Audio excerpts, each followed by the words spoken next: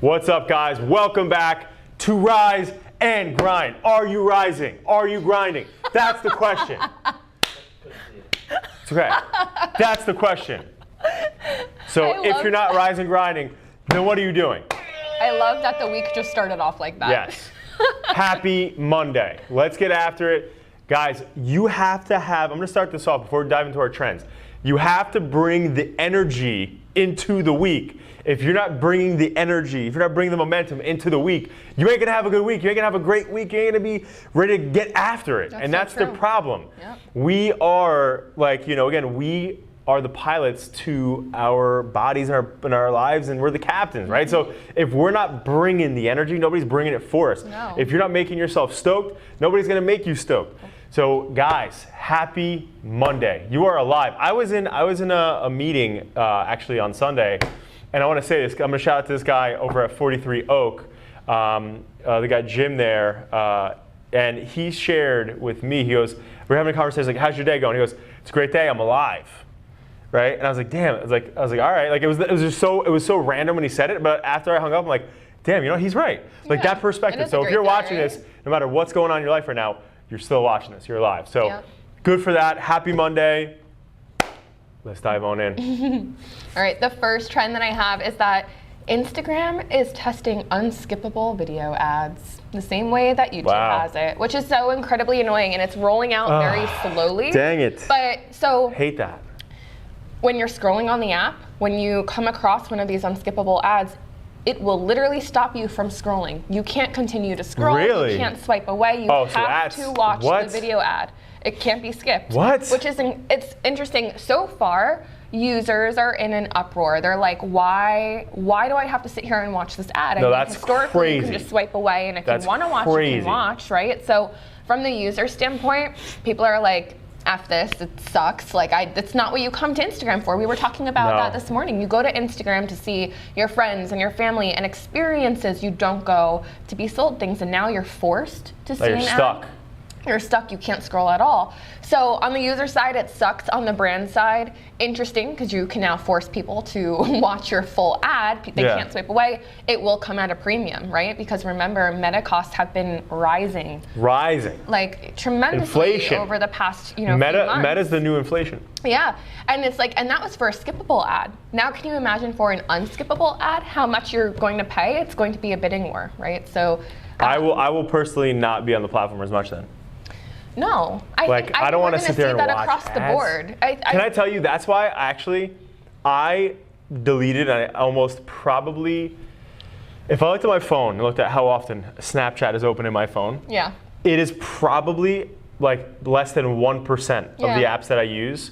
Because I don't want to be there watching a story and I have to fucking watch the whole ad. No, it's annoying. I hate that. Yeah, no, it's incredibly annoying. It's you like want to be forced to watch anything. You're stuck. Especially for a brand that you don't know yet, right? Which is the... Well, even if it is a brand I know, I don't care. Let's say... I don't want to see anything. Yeah, but what if you're really, really interested in what they're selling? Would you be like, all right, I'll watch for a second? Listen, at the end of the day, obviously ads are important. They help businesses grow, right? And they help keep the economy going and stuff. And obviously it's what we do, right? So it's like... But the thing I like about the current environment with Instagram is that you just swipe past it, right? If you don't like it. If you don't like it, it's better than YouTube, because obviously YouTube you have to wait 5 seconds and sometimes 20 seconds, or sometimes you can't skip it. Yeah. But it's like, it's like if you can't scroll, that's blocking the stimulation that people get when they're scrolling through social. Yeah. So I don't know. And like you said, it's the feeling of being stuck. I think that's such a strong emotion. Yeah. Nobody wants to feel like they're stuck, right? So if you're sitting there and you can't scroll, you don't have control over the entertainment that you can consume.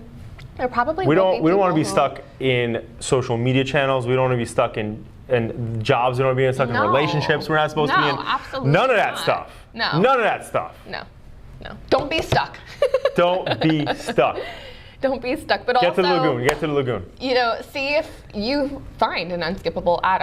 I haven't seen it yet, personally. Yeah. But I would like to, just to see the frustration. I'd like to experience the frustration just once. I don't want to. I don't even want to see it. Zuckerberg, don't do it, Zucks. Yeah, I don't know. Second up on topic list here is going to be cross-pollination on social platforms, right? There are too many times that I see businesses say, oh, I don't post often, I don't know what to post, and they don't do it because they're like, oh, well, you know, I don't know what to talk about or whatever, or like they do post, they have good content, but they're not getting anything from it. Guys, again, pretend that social media is the new way, right? Well, technically it's been around for a while now, but it's the new way to actually network and build relationships with people, right? I mean, that's the way that you do that. So for businesses or brands, reach out to synergistic brands and businesses that are not going to compete with you, that are, you know, again, they're harmonious in your industry, and be like, hey, let's share content, let's post together, let's do something together, let's do a collaboration. Too many people are not doing that. So like, so many people, like, again, like Sean with Viking Pest Control, who's like our #1 watcher here. Shout out to Sean.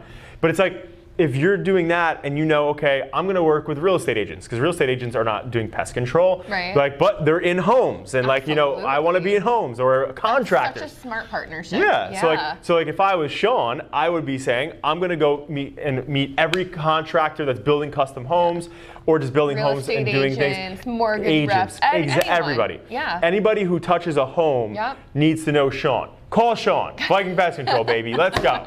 But bottom line is that there's so many synergistic relationships that you could be building that can translate into business from social media, that like people are like wasting time not doing it. Yeah. So bottom line, what am I saying here? Go out, create some great relationships with people that are synergistic in your space, and go make some content so that you can be out there, they can be out there, and ultimately more people can see who you guys are. Yep, and what's the worst that could happen? The other person says no? Yeah, who cares? That's fine. At least you put yourself out there, so give it a shot. The next topic is TikTok is exploring a US-only version of their algorithm, which is really well, as they should, because right now we saw that coming, in Congress, like everything's just nuts. Yeah, so, like we saw it coming. It is really interesting. There's pros and cons to it.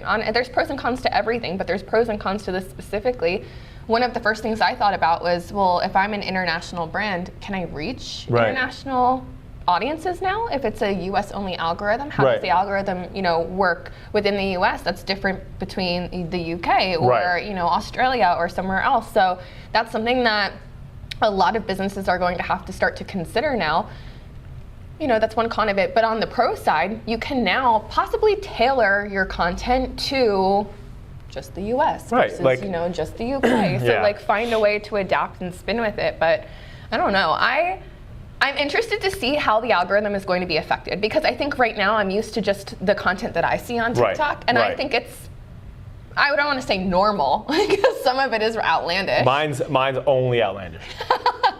So like, I've never seen a normal thing. I don't know what that says about me. I guess it says something about me. I'm just a crazy person, but yeah, my stuff is just so clickbait, like craziness, exactly. like That's like, and to me, I'm just like, that's maybe the world that we just live in. So I'm interested to see if that is the US algorithm or if that's another country, you know, the world's algorithm being brought into ours. So we'll see. But if you see that your TikTok content is slowly declining, it may just mean that you need to figure out this new US algorithm and find a way to really speak to that audience. Yeah.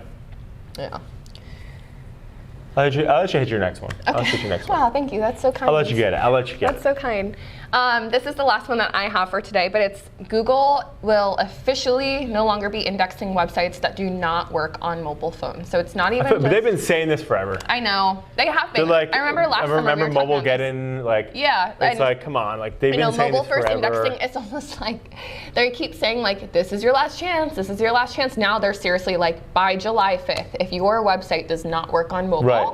It will not be indexed. You won't be able to find it on search engines, and it's not even just being mobile optimized, but they're looking now, do all of the elements on all of your pages load? Are they user friendly? So you really want to take a look at the user experience of your website and see, you know, sometimes I come across mobile versions of sites where everything is slightly out of format, right? Or you have, you know, maybe some text is off the page. If your website is like that, you're going to want to fix it by July 5th. Otherwise, you might not be indexed by Google. They're looking for quality right now. So if your website isn't quality and doesn't deliver a quality experience, you're out. Yep, basically. You're out. Yeah. Yeah, and Google's important. Listen, I've had so many good conversations with service-based businesses recently that are like, hey, like if I don't have Google, like my leads are like dried up. Yeah. So again, these types of things you have to prepare for. If you don't have a site mobile optimized, what are you doing? What are you doing? You need to call us. You know, if you don't have a site that's mobile optimized, you need to call us. I thought that's the bottom too. line. I'm like, who doesn't have a site that's mobile optimized now? But like I said, it goes so much farther. It's like, even if one of the assets doesn't load, are your images and videos too big for your mobile site and it's breaking it and it's not loading, right? Does it actually load in time for somebody to experience it? So those are things you have to consider.